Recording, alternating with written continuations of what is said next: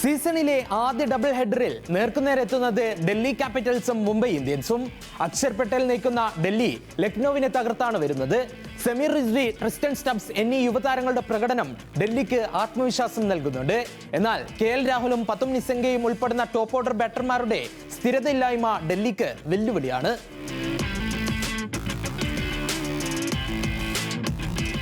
മറുഭാഗത്ത് 13 വർഷത്തിന് ശേഷം IPLിലെ ആദ്യ മത്സരം ജയിച്ചെത്തുന്ന ഹാർദിക് പാണ്ഡ്യയുടെ മുംബൈ ഇന്ത്യൻസ് കരുത്താർജിച്ചു കഴിഞ്ഞു. കഴിഞ്ഞ മത്സരത്തിൽ 221 റൺസ് എന്ന കൂറ്റൻ ലക്ഷ്യം മറികടന്നാണ് മുംബൈ എത്തുന്നത്. രോഹിത് ശർമ്മയും റിയാൻ റിക്കൽട്ടനും നൽകുന്ന ഗംഭീര തുടക്കവും ബുംറ നയിക്കുന്ന ബൗളിംഗ് നിരയും മുംബൈയെ അപകടകാരികളാക്കുന്നു. ഡൽഹിയിലെ പിച്ച് ബാറ്റർമാരെ തുണയ്ക്കുന്നതാണ്. ചെറിയ ബൗണ്ടറികൾ സിക്സറുകളുടെ പെരുമഴയ്ക്ക് വഴിയൊരുക്കും.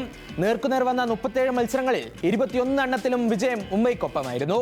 വൈകിട്ട് 3:30 ഡൽഹി അരുൺ ജെയ്റ്റ്ലി സ്റ്റേഡിയത്തിലാണ് മത്സരം.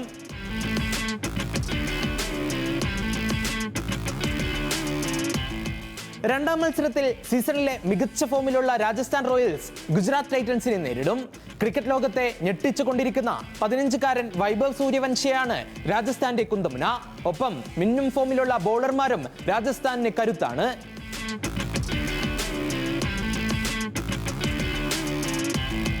മറുഭാഗത്ത് പഞ്ചാബിനോട് തോറ്റെത്തുന്ന ഗുജറാത്ത് ടൈറ്റൻസ് തങ്ങളുടെ പേസ് നിരയിലാണ് വിശ്വാസം അർപ്പിക്കുന്നത്.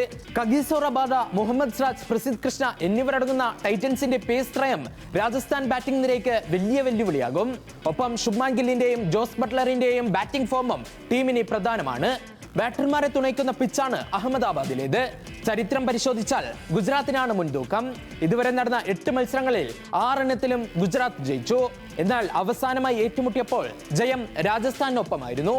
ആദ്യ ഡബിൾ ഹെഡറിൽ ആരൊക്കെ വെന്നിക്കൊടി പാറിക്കുമെന്ന് കാത്തിരുന്ന് കാണാം.